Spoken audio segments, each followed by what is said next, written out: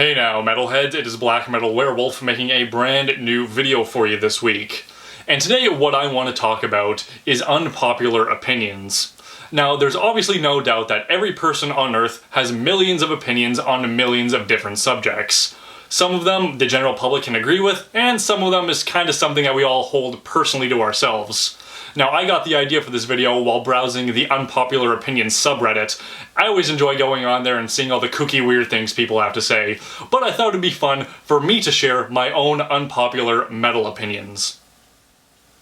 Unpopular opinion number 1. 70,000 tons of metal looks like a god-awful experience. For those of you who don't know what that is, 70,000 tons of metal is a 5-day metal festival cruise ship vacation. Now, in theory, that sounds like a pretty good idea and a good concept. Get a whole bunch of metal bands, a bunch of hot chicks on a boat together, sounds pretty awesome. But when I first heard about this, I was just getting into social media, and an awful lot of people were messaging me wanting to know if I was going to attend this event. And I looked into it, and once again, cool concept, cool idea, cool name, but the more I looked into it, definitely doesn't sound like a fun time. Now, personally, I never understood the concept of a cruise ship vacation to begin with. It doesn't sound fun to spend several $1,000s to sit on a boat for a few days, then you get to go to a third world country for a day or two, and then you get to go on that boat back. That totally sounds worth the money, doesn't it? But then, once you add metal to the equation, it sounds like it would improve the experience quite a bit. But every year I looked into the lineup, it's not a good lineup. Like, yeah, sure, they get a handful of big headliner bands to really draw you in, but outside of those headliners, there really isn't much to experience. And every year, the headliners aren't even that good. Like, one year I saw they had Anthrax and Testament. Great, love those bands. But I'm not going to spend that much money to just see Anthrax and Testament, with all the other bands being some no-name bands that may be good or might not be good. That seems like a pretty big risk to take. Another year I saw they were advertising that Hatebreed and Lamb of God were going to be there. Boy, where do I sign up? I get to get food poisoning and I get to look at Lamb of God on stage? No fucking thank you. Unpopular opinion number 2. Power metal bands need to stop focusing their music around Lord of the Rings.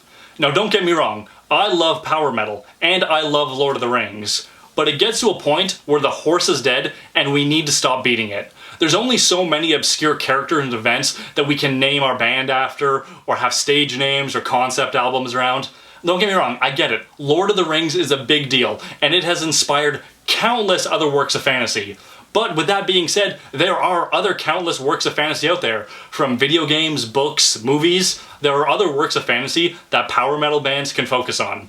For example, I would love to see an album, or a band, or something focused around the Black Cauldron. I read that book when I was a kid, and I fucking loved it. There's a lot of really cool, dark themes in that could make some great concept albums, or some songs. So I think it's time for power metal to kind of put fucking Lord of the Rings on the back burner, and maybe write an album or a song about another work of, like, fantasy fiction. Unpopular opinion number 3. There is such thing as too many guitar solos in one song. Now, I love a good shredding, face-melting guitar solo. Absolutely love it. But one song does not need 4 or 5 solos. For God's sake, take half those solos and put them in a whole different song. Instead of giving me an album with 5 14-minute songs, cut them all in half, give me 10 songs that are 7 minutes long, 1 or 2 guitar solos each, boom, I'm happy.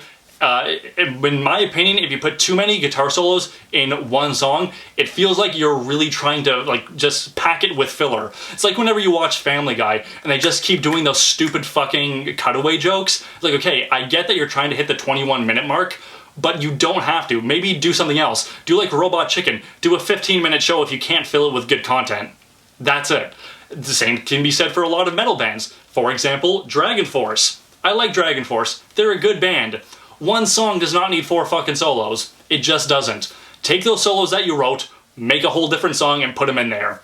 It's easier, and personally, I think I'm getting more money out of an album when I have more songs, and you get more songs with more awesome guitar solos. It makes a song more memorable, instead of just padding it out to hit the 14-minute mark to sound like a cool, thrashy speed metal band. Like, come on guys, enough is enough. Unpopular opinion number 4. Metal should not be associated with the Grammys in any way, shape, or form. Now, I know what some people are thinking, saying that metal doesn't deserve any awards, and that's not what I'm saying. What I'm saying is that the Grammys is nothing but a stupid popularity contest that throws awards at the current flavor of the month. Now, don't get me wrong, every now and then they do get it right, but that is few and far between. For the most part, metal gets totally ignored, snubbed, good acts, good albums, good live shows get totally thrown off to the side for the current flavor of the month. For example, I remember a few years ago, Ghost won the award for Best Live Show.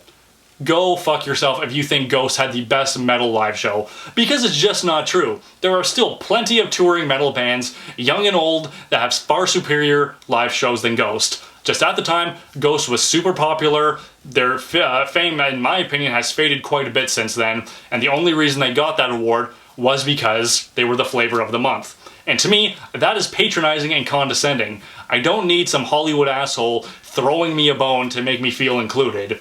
I'm not a fucking child, don't talk to me like one. That's fucking ridiculous. And in my opinion, when the hell did metalheads start caring about the Grammys anyway?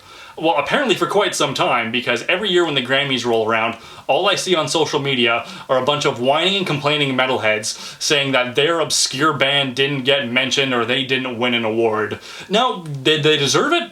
Very well they might have, but there's a strong possibility that, these people just don't know who the fuck these bands are, so there's no point in giving you their time or attention. It's just not worth it. And I believe that Revolver magazine has their own awards. I'm not sure if they still do it or not, but I remember a few years ago there was a big deal about it. So maybe we should just have our own award system with blackjack and hookers. That's my kind of metal award show. Now for my final unpopular opinion for this video, and I'm sure this will rustle a feather or two, but I think people who dress in the metal style, band t-shirts, metal vests, long hair, tattoos, whatever you happen to associate with metal style, and then those people go out wearing those things and then complain about people judging them, need to stop complaining and just shut up about it. Now, don't get me wrong, in a perfect world, no one would be judged on their appearance. In a perfect world, bad things wouldn't happen to good people. Unfortunately, we do not live in a perfect world. People are judgmental, people are closed-minded. Some people are just plain jerks. That's the way it goes sometimes. And if you're just going to be wearing your metal gear only to complain about it later because some old lady gave you the stink eye, dude, come on. Don't get me wrong, there are some instances like if you got beat up, then by all means go to the cops. But if you just don't like because someone ushered their kid away from you because they were afraid of your fucking metal vest, like, come on, dude, is that really something worth complaining about? If you can't take the heat, get out of the kitchen. Now I would like to get your guys' thoughts on all the opinions I just expressed in the video. I'm sure there are plenty of people who may agree, or possibly a lot more who disagree on the things I just said. But not only do I want to get your guys' opinions on what I said, I want to get your unpopular metal opinions too. Do you think battle vests are tacky? Do you think long hair on most metal dudes is gross and greasy? By all means, share your stories down below. I would actually like to do another unpopular metal video expressing your guys' unpopular opinions. So if you wouldn't mind having your opinions said in a video, by all means put it down in the comments or message me personally over Facebook and Instagram.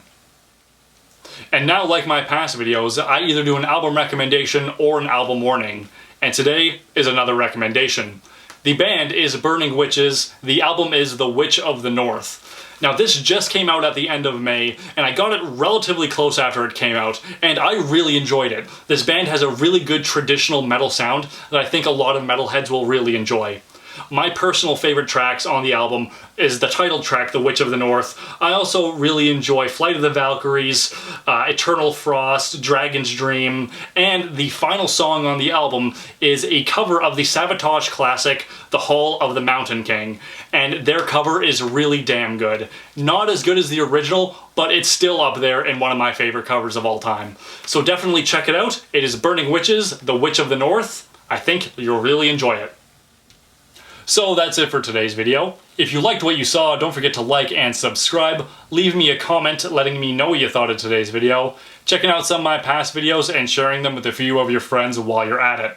If you want to keep up with me on a more daily basis, you can follow me on Facebook and on Instagram. I also have a P.O. box open. All of that info is down in the description. I also have a handful of patches left for sale, so if you'd like to get your very own, you can click right over here. There's also a link down in the description. Overall, thank you very much for watching, guys, And don't forget to stay brutal.